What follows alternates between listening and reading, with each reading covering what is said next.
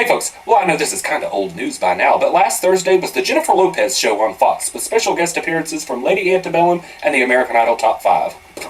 Okay, so it was the Top 5 results show, but my god, it did feel like one giant advertisement for the judges' side projects. I knew it was only a matter of time before they turned this show into one giant plug. I guess American Idol is kind of their side project though, isn't it? Jennifer Lopez is going to sell that record any way she can. Steven Tyler's not completely innocent either. He was trying to peddle his new book, Does the Noise in My Head Bother You? Actually, it kind of does when it comes out of your mouth on the show. I'm sure the book is probably a beautiful thing, but I don't plan on buying it because once you've heard one story about a drug-addicted rock star, you've heard them all. And plus, even with Cara DiAguardi's book, you've heard little tidbits from it that the media is just eating up because she's got some juicy things to say. The fact that nobody said anything that's in the book with Steven Tyler leads me to believe that it's probably just the long, drawn-out version of his E! True Hollywood story, so I'm not really that interested. Really, the only interesting thing I've heard about Steven lately is that, much like the rest of America, his 95-year-old father thinks that he sucks as a judge. Steven told Jay Leno on The Tonight Show that when he tells someone on Idol that it's the best that he's ever heard them, his 95-year-old father will call him and say, "Are you back on crack?" I think Steven's dad needs to replace him next year. Anywho, the Top 5 kicked things off with a group performance of So Happy Together, and they might be happy together, but they sound like hell together. No lip syncing this week, that's for sure. Now, usually for the group performance, they kind of stick with the week's theme, so I was waiting for it to turn into a mashup with a current song, but it never did. Can't say I was disappointed, though. Better that they butcher one song instead of completely butchering two songs, I guess. Next, the Ford music video with the Top 5 doing magic tricks and singing Be Yourself. Whatever.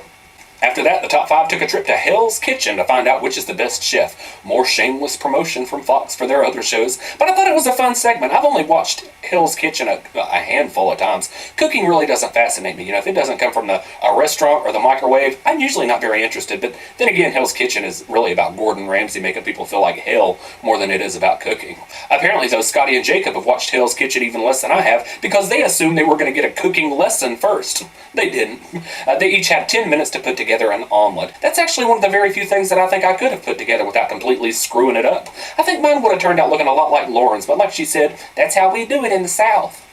Haley's didn't look too terrible either, but it was awful tiny, wasn't it? How many people was she trying to feed? Like a baby? Gordon Ramsay told Haley that hers was pitchy and pitched it in the trash can.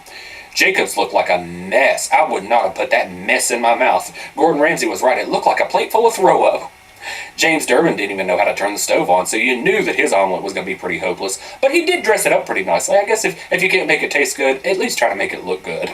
Lauren's omelet was seasoned beautifully and tasted quite nice, according to Gordon Ramsay. And Scotty's omelet looked like a big old burnt mess. Gordon Ramsay took one bite and spit it out in the trash. Scotty said, "I can't believe you spit out my darn omelet." It looked like roadkill, didn't it? When he picked it up, it looked like roadkill. You know what it reminded me of? Have you ever watched Hoarders? Did you ever watch that episode where that lady had she was a cat hoarder and she also had all kinds of garbage? And they lifted up her garbage when they was cleaning her house out and they found a flattened cat carcass? That's what Scotty's omelet looked like, an old flattened cat carcass in a hoarder's house. So anyway, Lauren and Jacob won this round. Lucky for them, they won something this week because they damn sure came in cow's tail on the votes. Anyway, to be continued. Well, we'll continue it now so I don't have to jump back and forth. Later in the show, Lauren and Jacob went head-to-head in a blind taste test. You would never see me doing something like that. Oh, no sirree, Bob. If I can't see it, I'm not putting it in my mouth. God forbid I should ever go blind. I'd starve myself to death. So anyway, Jacob and Lauren had on headphones and blindfolds and all that, and they couldn't see or hear a thing, and they had to guess the food. Gordon Ramsay could have shoveled manure into their mouths, and they wouldn't have found out until it was too late. Lucky for them, though, he didn't do that. First up was beef. Jacob got it right. Lauren thought it was pork. Pork? Pork doesn't even taste like beef. Second was tofu. Yuck. They both looked like they were going to throw up. I haven't seen somebody look so sick on the show since the judges saved Casey Abrams. Lauren correctly guessed that it was tofu, and Jacob guessed lard or grease. And the last was a hot dog. Lauren guessed hot dog, and Jacob said that it was some kind of sausage. And he was right, a hot dog is a sausage, so even though Lauren won, I think it was more kind of a toss-up. Next was Lady Antebellum singing Just a Kiss. Haven't they already been on this season? Maybe it was last season, I don't know, I can't hardly keep up. It's so hard for me to keep up because I really don't pay that much attention when the guest performers come on and they aren't former contestants on the show. Usually I'm in the bathroom or popping popcorn or just doing something else, but the little bit that I did pay attention to was pretty great. It was enough to warrant a standing ovation from the judges, of course. Anybody that's been watching this season knows that doesn't take a whole lot. So you kind of got to take the standing goes with a grain of salt. Actually, for years now, I've been complaining and I've been wanting the judges to actually judge the guest performers, but this really is the first season that I think it would be a complete waste of time. Next, the top 5 talk about song choice and wardrobe. It was pretty funny. I love seeing the others dressed up in Jacob's loud suit jacket, but the whole thing really was basically a commercial for Bing. Do y'all use Bing? I've never used Bing. Google hasn't ever let me down, so I figure, what's the point? As Randy Jackson would say to Scotty McCreery, if it ain't broke, don't even think about trying to fix it. You know, I think I've used Bing accidentally one time when I installed something that apparently hijacked my toolbar, and I was going to search for something from Google in my toolbar, and it come up with Bing, and I didn't like it. Of course, I don't like new things. It's the main reason I haven't had kids. Well, that and because I'm a flaming homosexual.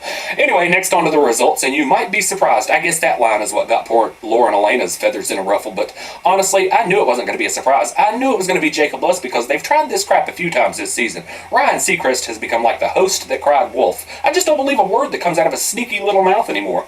Plus, if it were going to be a surprising result, I suspect that it would have been mentioned at the beginning of the show to try to milk the entire show for ratings. Anyway, first let's see what Jimmy Iovine had to say. Jimmy said that James has been between a 9 and a 10 for the last 5 weeks, and this week he was an 8. An 8? Jimmy's being kind of generous, don't you think? I would have given him about a 3 or 4, and you get a 1 just for showing up.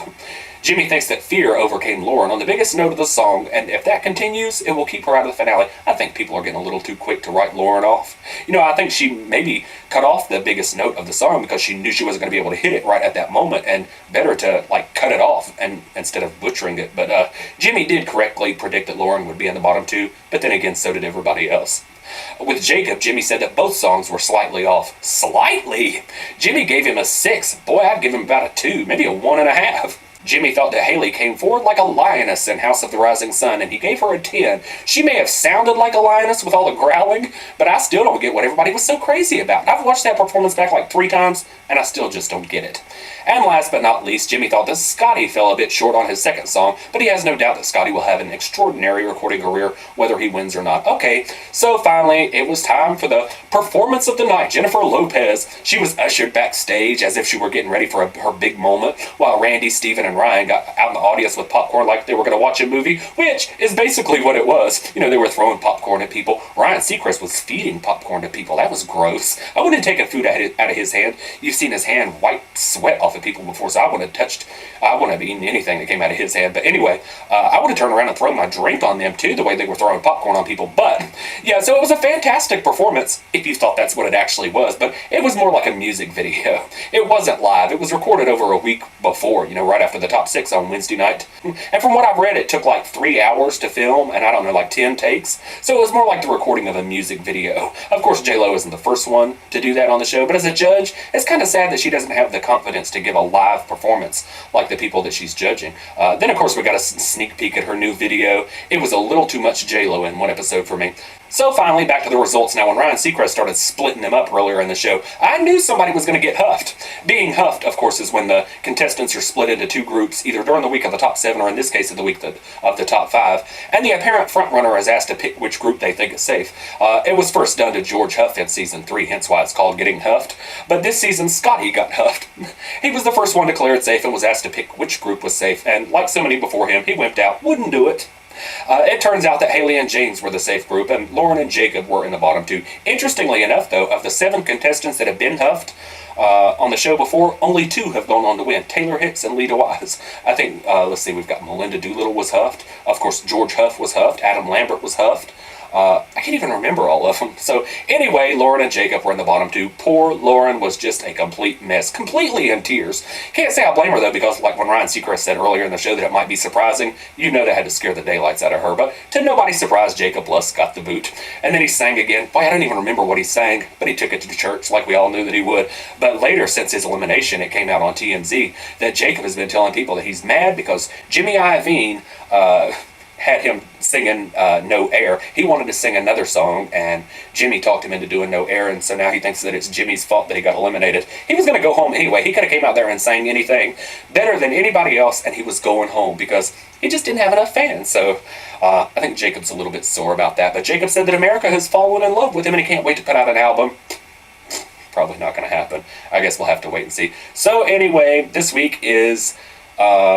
the mentor this week is going to be Lady Gaga, with the music of, I don't know, Siskel and Ebert, Lieber and Stoller, or I don't know who the hell these people are. But apparently they wrote songs like Hound Dog and Yakety Yak.